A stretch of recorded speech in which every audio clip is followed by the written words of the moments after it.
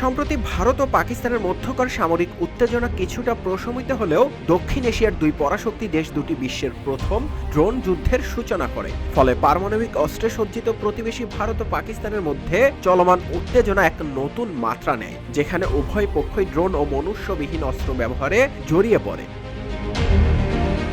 বিশেষজ্ঞদের মতে এ সংঘাত এক বিপজ্জনক নতুন অধ্যায়ের সূচনা করছে। ড্রোনের মতো নীরব ও দুর্নিয়ন্ত্রিত অস্ত্র যুদ্ধক্ষেত্রে শুধু নজরদারি নয়, আক্রমণেরও এক কার্যকর হাতিয়ার হয়ে উঠেছে। যুক্তরাষ্ট্র ও অন্যান্য বিশ্ব শক্তি যখন সংযম বজায় রাখার আহ্বান জানাচ্ছে, তখন দক্ষিণ এশিয়ার এ অঞ্চল এক ভয়ানক উত্তেজনার দ্বার প্রান্তে দাঁড়িয়ে, যেখানে নীরব ও দুর্নিয়ন্ত্রিত অস্ত্র হিসেবে ড্রোন ভারত পাকিস্তান সংঘাতে নতুন অধ্যায় উন্মোচন করছে।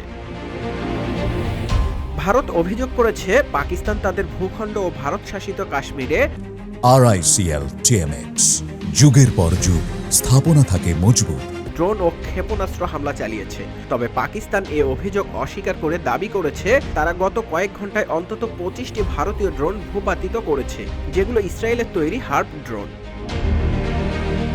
এদিকে বিশ্লেষকরা বলছেন, দুই পরমাণু শক্তিধর ভারত ও পাকিস্তানের মধ্যে চলমান সংঘাতে ড্রোনের ব্যবহার বর্তমান উত্তেজনা বাড়িয়েছে ঠিকই, তবে এটা রাশিয়া ইউক্রেন যুদ্ধের মতো নয়। সেখানে হাজার হাজার ড্রোন ব্যবহার হয় নজরদারি, লক্ষ্য ঠিক করা ও সরাসরি আক্রমণের জন্য। ভারতের সঙ্গে পাকিস্তানের ড্রোন যুদ্ধ এখনও এত বড় বা বিস্তৃত পর্যায়ে পৌঁছায়নি।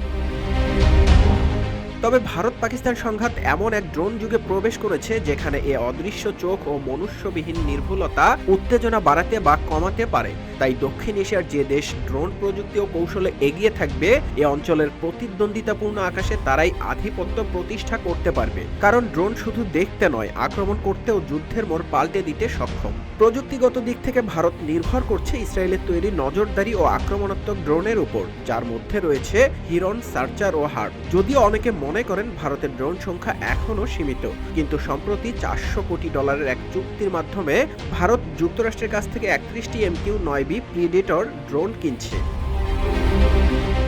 অন্যদিকে পাকিস্তানের ড্রোন বহর আরও বিস্তৃত ও বৈচিত্র্যময়। চীন, তুরস্ক ও নিজস্ব প্রযুক্তি ড্রোন যেমন চীনের CH-4, তুরস্কের আকিনজি এবং নিজেদের তৈরি বোরাক ও শাহপার ড্রোন রয়েছে তাদের ভান্ডারে। বিশ্লেষকরা বলছেন, দুই দেশের মধ্যে এই ড্রোন যুদ্ধ হয়তো দীর্ঘস্থায়ী হবে না, কিন্তু কোন পথে এগোবে তা অনিশ্চিত। তবে এটি বড় ধরনের সংঘাতের সূচনা বা উত্তেজনা প্রশমনের সম্ভাব্য সূচনা বিন্দুও হতে পারে। নিউজ ডেস্ক, রূপালী বাংলাদেশ।